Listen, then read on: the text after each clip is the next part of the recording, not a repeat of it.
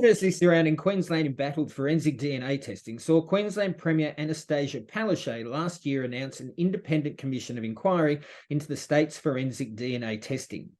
The inquiry was established to guarantee transparency and restore public confidence in the collection of DNA and testing and analysis undertaken in Queensland and in its criminal justice system. What the inquiry has revealed are details of a document shredding, leadership failures, a toxic work culture, and concerns about the scientific process, and a 2018 decision not to test crime scene samples that didn't meet a certain threshold. With the state's forensic DNA testing under a cloud, Gordon Drage, a former sergeant of forensic services at Queensland Police Service, says the time has come to overhaul Queensland's forensic services unit. Joining us to discuss the inquiry and failures of Queensland's Forensic Services Unit is Gordon Drage. Welcome, Gordon. Thank you, Ben. Good to be here. Thank you very much, Gordon. Now, I've just got a couple of the things from Walter Sofronos to read you out and then ask you some questions, if that's all right. The Commission of Inquiry was conducted by former President of the Court of Appeal, retired Judge Mr. Walter Sofronos, KC. In his final submission to the Queensland Government, he said, "I initially considered the best structure to establish an industry, leading forensic science laboratory in Queensland, was to have an independent statutory agency as a standalone body, which was not able to be compromised by the aims of any one department. The model would be effective, however, it has been pointed out to me, and I accept, that the model has potential problems. The most important of these is the length of time that it would take to create such an agency. I have concluded that the best way to establish a new forensic science laboratory in Queensland is to mimic the structure of the Office of the Director of Public Prosecutions. This would have the advantage of a laboratory that nests within the Department of Justice and the Attorney General, which I think is the natural place for a forensic science institute. Could take advantage of some of the existing administrative structures within that department." Now, Gordon, is Mr. Sofronos right? In essence, I guess he would be. I mean, I'm not going to disagree with him. He spent a lot of time and spoke to a great many witnesses who gave evidence at the inquiry. So he's certainly best placed. And I think the government have acknowledged that and have thrown a bucket of money at the inquiry findings to try and rectify this. I don't think yet they've started on that process in any big way to remove it from health, where it currently sits, and put it into the Department of Justice. I haven't seen anything or heard anything about that. Yeah, no, I mean, as you know, as a former forensic services sergeant, I mean, you've been at the coalface and understand it intimately. And I mean, that's, we said before, that's why we want to talk to you, because you get it and understand it. I mean, what changes do you think Queensland's DNA forensics need to undergo, and should it have gone further, do you think? Well, I guess I need to point out that the police service, the section I worked with, the police forensic science, we're not actually attached to the laboratory section. They are removed. They're part of Queensland Health. They operate in a completely separate building. They're removed outside on the boundary of the city. So they are a bunch of scientists who pretty much perform work on contract for the police. The police or the government give them a bucket of money every year, and that is so they can supply forensic services to the police. So as within the police organisation, apart from our own internal problems that the police service has got, the Queensland Forensic Science Service has been a bit of a basket case for many years. So I wasn't remotely surprised. I don't think any of us in the police forensics were surprised with the findings that came out from it. In fact, there were some police witnesses that gave evidence there that supported what some of those scientists, whistleblowers, have come out and said. Do you think they've done enough in the report, or should they go further? Well, I read some of the report. I mean, it's 520 odd pages long, so it's a substantial read. But as I understood it, and from what the feedback we were getting through the police forensics area, was that yes, it's probably going to be sufficient at this stage. We need to get a good foothold. Let's get this thing going. Let's try Mr. Sofronos' findings. Let's enact those, and then see how we go. Let's review it again in a few years' time. But at this stage, I can't see that they've started that. Yeah, no.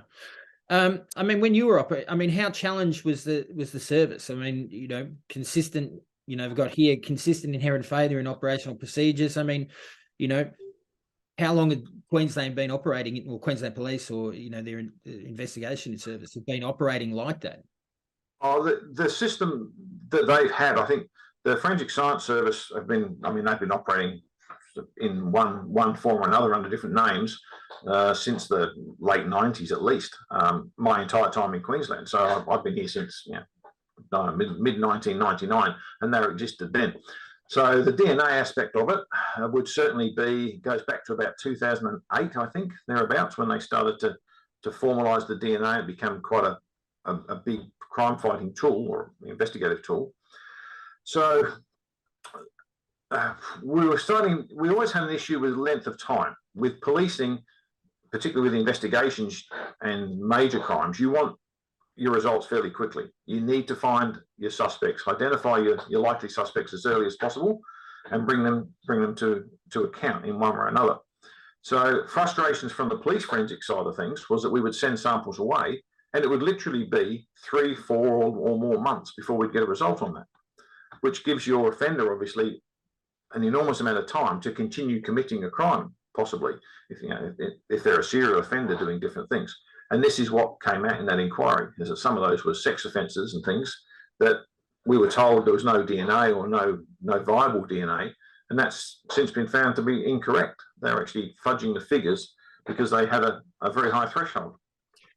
I mean, in you know, recent times, you know, we see a lot more, you know, crimes from the past solved through DNA evidence and you know, and the advances in technology. You know, do you think this was sort of also the catch up that modern policing needed as well, you know, to be able to change some of the procedures and the things within Queensland Police and policing in general, that you could see? I mean, I struggle to remember cold cases that you can go back to cold cases, you know, that, you know, like we seem to be technology wise, you know, we every so often seem to, you know, society needs to catch up basically. Do you think this was part of, you know, will be part of that as well? It certainly would play a role in that, but I mean, cold cases have been revolutionised by technology like DNA. There's umpteen cases around the world, and certainly in Australia, where we've had, you know, a small piece of DNA from 20, 30 years ago, you know, from a scene that didn't exist, but the technology didn't exist then, and now here we are re-examining those samples, and we're getting profiles on potential suspects. You know, that's revolutionised those things. So we shouldn't ever forget the work that Forensic Science Service were doing. You know, was along those lines too. So it hasn't all been bad news for them. No. But yeah, so policing wise, it's been a great tool for us as an intelligence tool, but it's not the be all and end all. A lot of juries now go, oh, if there's DNA, therefore the person is guilty, which isn't always the way. Oh, really? I mean, do you think the Queensland government the Queensland Police and the services are going to accept what the report has said now? Oh, they've got no choice. The police had to accept it because the police were almost victims of the system that was forced upon them by the forensic science managers. Yeah, and the scientists who made the rule said, we've got to, you know, we're going to give you this information. And it turned out during the inquiry that a lot of the people in the police, including the senior managers within the police service, they didn't fully understand what was being given to them either, because they're not scientists necessarily. And they were just, using rubbery words, and they were saying there was no DNA found, which isn't strictly true. What turned out to be the case is they were finding DNA, but it was what they call a low threshold. So there wasn't enough there for them to say it is Ben Logan. But what they weren't telling us was that there's enough there if we were to rework it, as they call it, which basically amplifies it, then we can narrow it down to Ben Morgan or Gordon Drage. Yeah. So we're just saying, no, there's no DNA. So it didn't proceed. And that always just was at odds with what we were seeing. We would find blood, clearly human blood at a scene, and we would send it off and it would come back, no DNA. That never sat right with many of us, which is weird. But, and, look, we had a chat before we sort of started and everything, and you know what you're doing at the now and everything. And I mean, it's not just about, you know, the technology side of it and, you know, adhering to a report. It's the people on the ground that need to, you know, make it all work as well. And I mean, you know, they need to be developing skill sets and taking people like you and, you know, the experience going back into the service as well. It's not, you know, as you say, Queensland, you know, police will probably, you know, put the recommendations into practice, but it needs to be the bigger picture as well. You know, you need police like yourself, or, you know, former police like yourself on the front lines, you know, making it all work as well. That's right. So, you know, we talk about the report and Sofronoff's recommendations and everything, but police forces across the country are having to deal with the fact that they don't have new recruits, and you yourself are being forced to retire at the age of 60 when you have these incredible set of skills that are relevant now to what Queensland Police want to do in terms of these forensic investigations and DNAs and testing and all these things. But you're being forced to retire. That just seems ridiculous to me. Yes, well, it is ridiculous, isn't it? That you've got perfectly good, I'll say mostly fit and able police officers who, simply because they have a birthday at their age of 60, they can no longer be a sworn police officer and they must leave. Yeah. Unique to Queensland. This is not the rest of Australia. Other states are far more sensible, perhaps, about it. But Queensland's always been that way since the 70s. It's to some extent came with Joe Bjelke-Petersen. But it's not legislation that's kept up with modern times. No, and there seems to, as you know, as we say, there seems to be obviously a difficulty in getting people to come into the police force. And now with this report having been done, and obviously changes need to be made, at this moment in time, you would think that the opportunity to re-engage with people with your experience is they've got to do it. But instead, it's like, you know, see you later, Gordon, thanks very much, and off you go. Yeah. Well, that's certainly an area that's there's people like myself, you know, could probably be utilised in those areas to perhaps work with the liaison between the forensic science section and the police service. Part of the problem was that there was no one in the police that was sufficiently understood all the intricate workings of the DNA analysis and the profiling, because they're not scientists in that area. I mean, DNA is a very complex science, I believe. You know, yeah. To try and explain it to them, it's even I can't even begin to explain to you in a scientific terms. I can give you a very much a layman's juror panel type explanation of how it works, but it's a complex thing. And they sent a memo to the Queensland Police and said, this is what's going to happen from here on in to try to get the results out faster. So they sacrificed, in some ways, accuracy or truth to expedite the speed of results. So we went to the euphoric situation saying, oh, we're getting results now in a turnaround time in 3 or 4 weeks, which was awesome. But those results weren't accurate.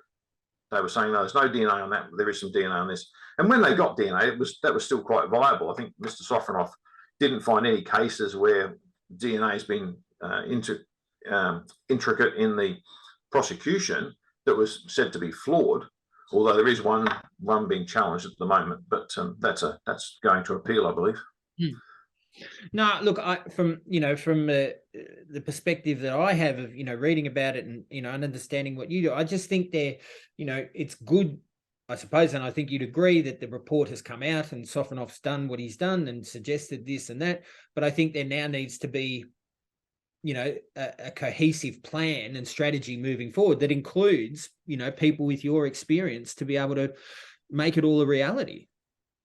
Well, since I had my 60th birthday only 7 or 8 weeks ago, and I finished with the Queensland Police, the Commissioner has announced that she is now allowing 60-year-old people to return back, or ex-police, to go back into the service if they want to.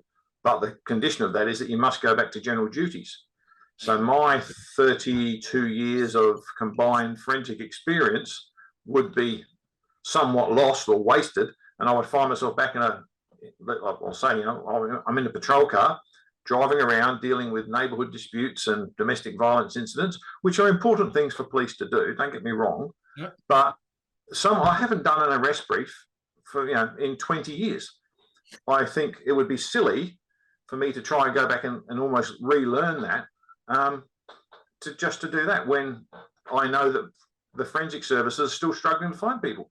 We had people from the Gold Coast who were travelling as far as Gladstone and Rockhampton to examine fire scenes because they don't have the staff to do that. And meanwhile, there's what did you say, 528 page report that needs to be analysed and implemented, and you're driving around in a patrol car. As you say, absolutely, frontline policing is of huge importance and very significant. But when you have somebody with your experience and skill set, you're driving the patrol car, and it's just, I shake my head a little bit at it, Gordon. But anyway, no, you're not the only person. Everyone I talk to in Queensland who's not part of the police service, they can't get their head around it either. And of course, there are some police who can't wait to get to 60, and they're happy to go, and that's fine. But 60 in 2023 is a lot different to 60 back in 1970, early 1980s when this all came in. Yeah. No, and that's another great point as well. It's we have I'm not sure how it functionally is, but there's a 80-odd-year-old president in the US, and age is but a number. But it is a case that especially as we come out the post-COVID world, we need to be getting things going again, and the opportunity to re-engage with people like yourself with as much experience as you do have just seems like an opportunity that is being missed. But it's anyway. We shake our heads at it, Gordon. But anyway. But Ben, I think we might be getting common sense mixed up with government. Oh, Gordon. I mean, it's I think we'd sort of said we'd probably talk for about half an hour or so, but I think we could probably talk about that for about the next 4 days about common sense in government, how the lack thereof there is of it. I have no doubt. Gordon, thank you so much. Whatever you do next, hopefully it's a huge success. I'm sure it will be, and hopefully at some stage Queensland Police wake up and pick up the phone and go, Gordon, we could probably do with your help on this 528-page report. Well, I won't be holding my breath for that call, but we can only hope. Thank you. Thank you so much, Ben. No worries. Beautiful. Thank you, mate. That's it, is it? Just like that. That's it. Well, that was fairly painless, I think, for me. No, there you go. See, and I think, I was just, we're going through it all, and I'm like, the other piece of the puzzle is you. Does it make sense? Did I explain it properly? There'll be people watching this that don't know that there's separate bodies. We've got the police here, you've got the scientists here, and they work separately. So I think, that's again, Gordon, shake my head going, I can't. As we say, governments are incompetent and stupid, but to not have people of your experience involved is just ridiculous. But I appreciate your confidence. Thank you. Mate, whatever you do, thank you. I really appreciate it. Cool. All right, thank you. And if you need, I'm here for anything else. If you need any other questions down the track, if something, some other stupid bullshit happens, I'm happy to talk to anybody. We'll be in touch. All right. Thanks, you, Ben. Cheers, Take mate. care. Take care. Bye-bye.